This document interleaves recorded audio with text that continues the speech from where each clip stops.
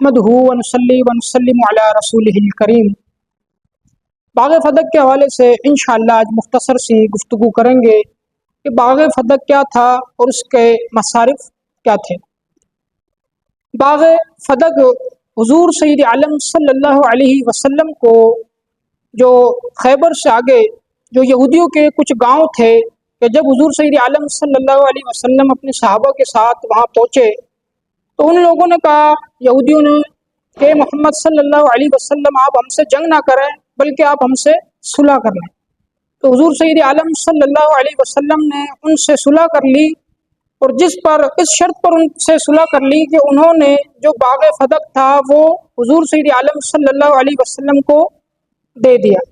اچھا، ایک اور بات یہ کہ باغ فدق تو حضور علیہ والسلام کو یہودیوں نے دیا، اس کے علاوہ اور بھی کئی باغ تھے جو حضور علیہ والسلام کی ملکیت میں تھے۔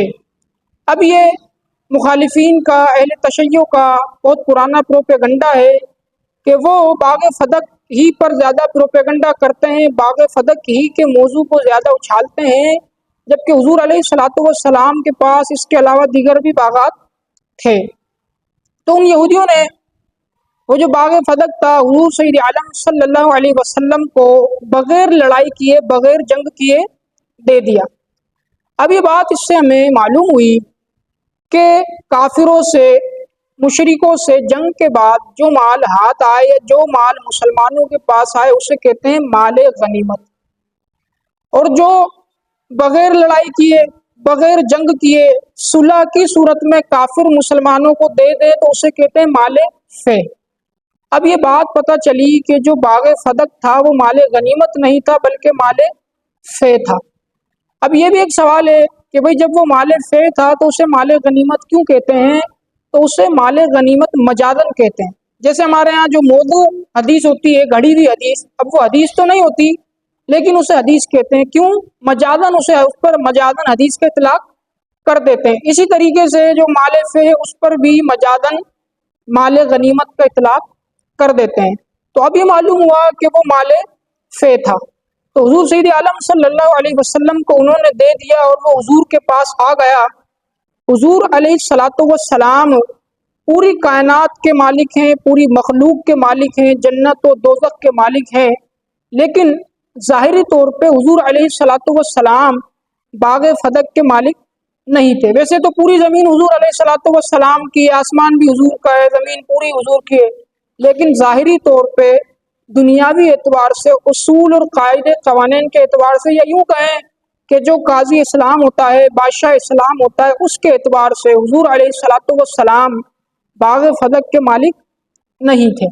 جب وہ حضور علیہ السلام کی ملکیت میں نہیں تھا تو حضور علیہ السلام باغ فدق کا جو مال تھا یا جو باغ فدق تھا، حضور علیہ السلام گویا کہ اس کے ناظم تھے، اس کے محتمم تھے، اور اس کے انتظامات اور انصرام کو سنبھالنے والے تھے۔ اب سوال یہ پیدا ہوتا ہے کہ باغ فدق کے مصرف کیا تھے اور اس کے کیا مصارف ہیں، کیونکہ یہ بات میں نے پہلے بیان کر دی کہ وہ مال فے تھا۔ اب بھئی مال فے تھا تو مال فے کے مصارف کیا ہیں، انہیں کہاں پہ خرچ کیا جائے گا، یا یوں کہیں کہ باغ فدق حضور علیہ السلام کے پاس بطور مال فے آیا تھا تو اس کے مصارف کیا ہیں، انہیں کہاں پر خرچ کیا جائے گا۔ سورہ حشر کی آیت نمبر 7 سے لے کے 10 میں اللہ رب العزت نے مال فے کے مصارف بیان فرمائے ہیں۔ اللہ رب العزت ارشاد فرماتا ہے ما افاء اللہ علی رسولہ من اہل القری فللہ وللرسول ولذی القربى والیتامى والمساکین وابن السبیل۔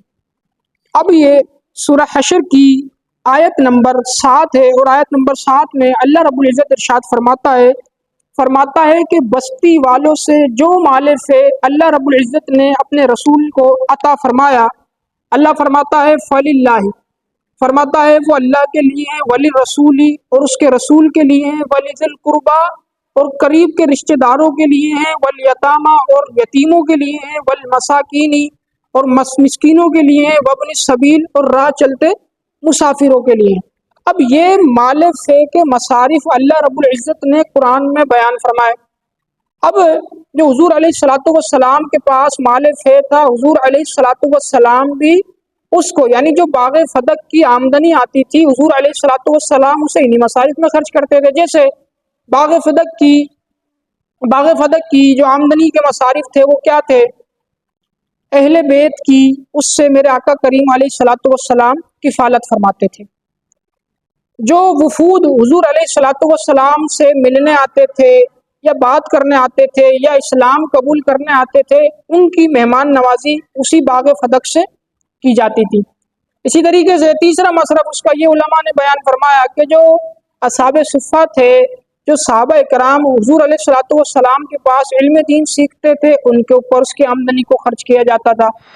اسی طرح جو کچھ مہمان آتے تھے تو ان کی مہمان نوازی بھی باغ فدق سے کی جاتی تھی، یعنی جو باغ فدق کی آمدنی ہوتی تھی اس سے کی جاتی تھی۔ یہ چند ایک اس کے مصارف تھے۔ اسی طرح مسافر ہیں، مسکین ہیں، نادار ہیں، اور جو قرآن پاک نے مصارف بیان کیے، ان مصارف میں حضور علیہ الصلوۃ والسلام باغ فدق کی آمدنی کو خرچ فرماتے تھے۔ اب یہ معاملہ چلتا رہا، حضور سید عالم صلی اللہ علیہ وسلم کا وصال ہو گیا۔ اب جب حضور علیہ الصلوۃ والسلام کا وصال مبارک ہوا تو حضور علیہ الصلوۃ والسلام کے بعد جو باغ فدق تھا وہ خلیفہ اسلام، خلیفہ اول حضرت سیدنا ابو بکر صدیق رضی اللہ تعالی عنہ کے زیر انتظام آیا۔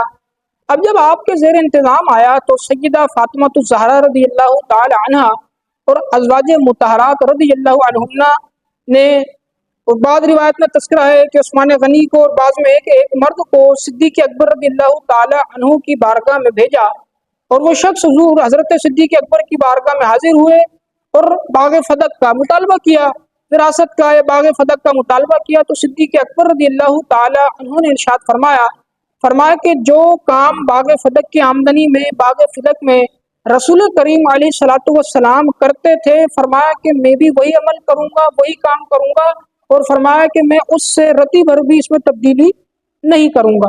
جب سیدہ تک یہ بات پہنچی تو آپ رضی اللہ تعالی عنہ نے اس معاملے پہ اس کے بعد صدیق اکبر رضی اللہ تعالی عنہ سے کبھی بھی بات نہیں فرمائی، یعنی جو مسئلہ تھا اس پہ آپ نے بات نہیں فرمائی، کیونکہ آپ سمجھ گئی کہ جو صدیق اکبر رضی اللہ تعالی عنہ کا عمل مبارک ہے وہ حدیث مبارکہ کی روشنی میں ہے، حدیث مبارکہ کے مطابق ہے۔ اور جو ازواج مطہرات تھی انہوں نے بھی آپ رضی اللہ تعالی عنہ سے اس مسئلے پہ کبھی کوئی گفتگو نہیں کی۔ یہی بات بخاری شریف کی حدیث مبارکہ سے ثابت ہے۔